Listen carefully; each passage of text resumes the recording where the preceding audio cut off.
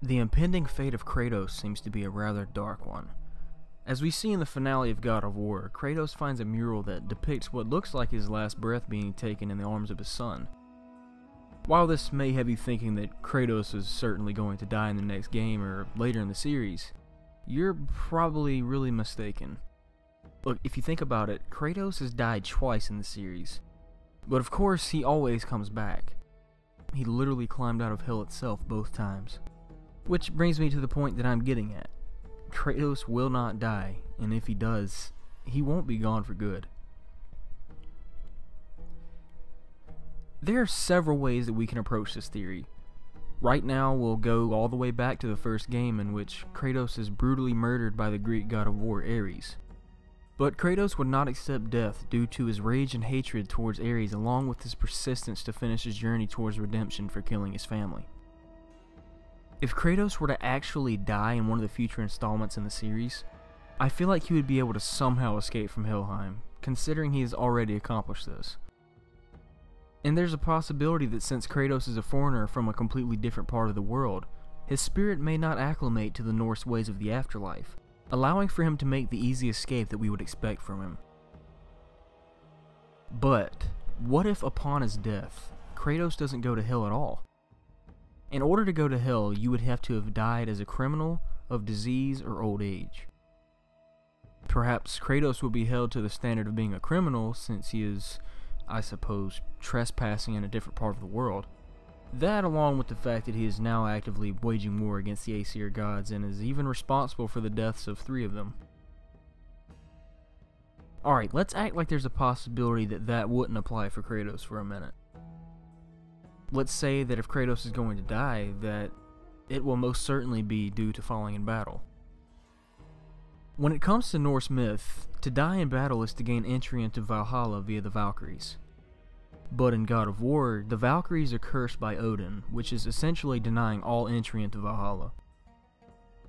In the game, you have the option to release the Valkyries from their curse and allow them to return to their duties of retrieving the souls of those who have fallen in battle. I'm going to say that the process of freeing the Valkyries is canon to the storyline, and will ultimately pay off in the end. Upon defeating Sigrun, Queen of the Valkyries, she tells us that we have the eternal blessings of the Valkyries. I believe that this can equate to the Valkyries owing Kratos a favor, and that favor would be taking Kratos to Valhalla upon his possible death, which will allow him to strike at maybe Odin himself.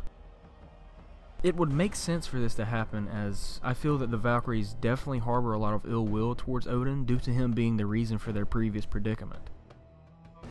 Now let's say that Kratos won't die at all, and that he will actually find a way to escape his prophesied fate entirely.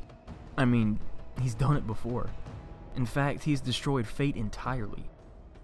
The entire plot of God of War 2 revolves around Kratos' journey to find the Greek Sisters of Fate in order to completely change his past and avoid his death at the hands of Zeus.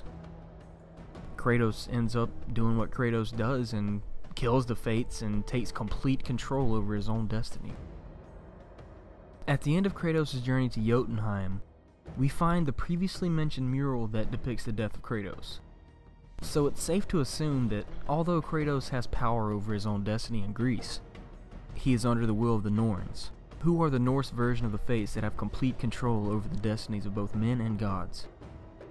The Norns live beneath Yggdrasil and control fate by carving runes into the world tree itself. According to Norse myth, the decree of the Norns isn't absolute like the fates of Greece. This is crucial to the survival of Kratos. The runes carved by the Norns can be edited, and all beings subject to the destiny given to them by these runes have some sort of power over their own fate and the fate of others. With Mimir's nearly infinite knowledge of all the realms and locations in the Norse world, I feel that he can possibly direct Kratos to the location of the Norns in order to change his impending fate for the better, and be able to take part in the upcoming war against Thor and Odin. Normally you can say that Kratos is rather welcoming of his own death, since he has been through a lot. But now he has a son to live for, a son to protect from the wrath of the gods. I feel like Kratos is going to do everything that he can to change his own fate. What would God of War be without Kratos? Seriously. The entire franchise is Kratos' story, not someone else's. So fear not. Kratos isn't going anywhere, and I can promise you that we will be kicking god asses for many years to come. Thanks for watching, everyone. Hope to hear what all of you think about this theory. Do you agree? Am I a total idiot? I'd love to see your opinions in the comments.